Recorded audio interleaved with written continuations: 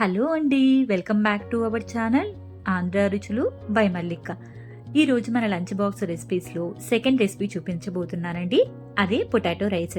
Pressure కుక్కర్లో చాలా సింపుల్గా తక్కువ మసాలాలతో దీన్ని ప్రిపేర్ చేసుకోవచ్చండి. అంతేకాదండి, వేడి మీద తీసినా కూడా మీరు పొడిపొడలాడుతూ వస్తుంది. రైస్ చాలా బాగా వస్తుంది. ఇంకెందుకు ఆలస్యం, దీన్ని ఎలా ప్రిపేర్ చేసుకోవాలో చూసేద్దాం పదండి. దీనికోసం ముందుగా స్టవ్ వెలిగించుకొని ప్రెషర్ కుక్కర్ పెట్టుకుని దాంట్లో 2-3 టేబుల్ స్పూన్ల వరకు ఆయిల్ వేసుకోండి.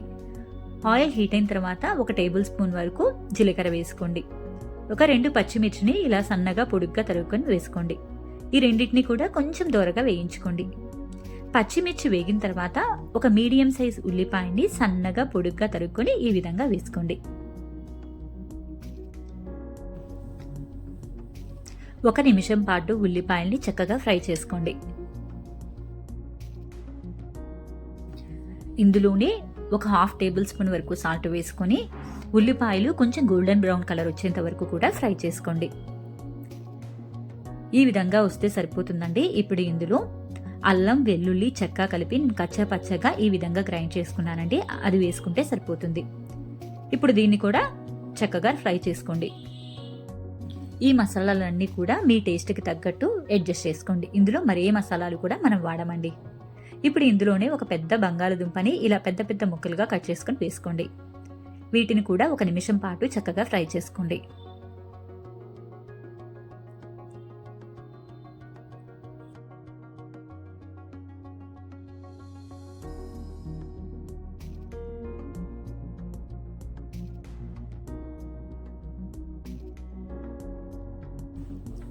ఇప్పుడు ఇందులోనే ఒక మీడియం సైజు టొమాటోని చిన్న చిన్న ముక్కలుగా కట్ చేసుకొని వేసుకోండి.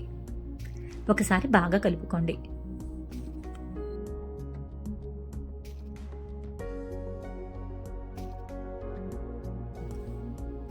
ఇప్పుడు దీని మీద మూత పెట్టుకొని ఒక 5 నిమిషాల పాటు లో టు మీడియం ఫ్లేమ్లో దీన్ని ఉడికించుకోండి. చూస్తున్నారు కదండి, టమాటోలు బాగా మగ్గిపోయినాయి కదా.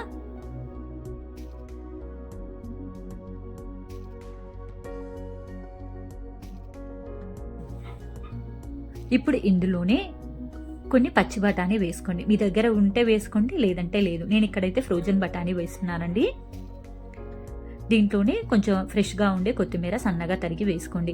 1 గంట ముందు నానబెట్టుకున్న బాస్మతి రైస్ను కూడా వాటర్ తీసేసి ఈ విధంగా వేసేసుకోండి. ఇప్పుడు రైస్ మొత్తం కూడా బాగా కలబెట్టుకోండి. మనం వేసుకున్న మసాలాలు అన్నీ కూడా రైస్కి బాగా పట్టేలాగా.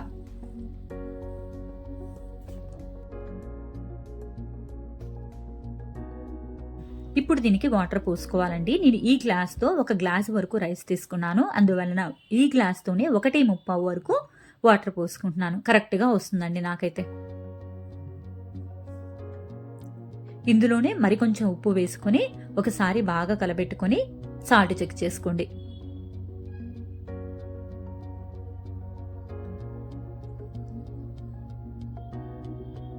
నాకైతే అన్నీ కరెక్ట్గా సరిపోయాయండి. ఇప్పుడు దీని మీద మూత పెట్టుకొని మీడియం ఫ్లేమ్లో 3 విజిల్స్ వచ్చేంత వరకు కూడా కుక్ చేసుకోండి.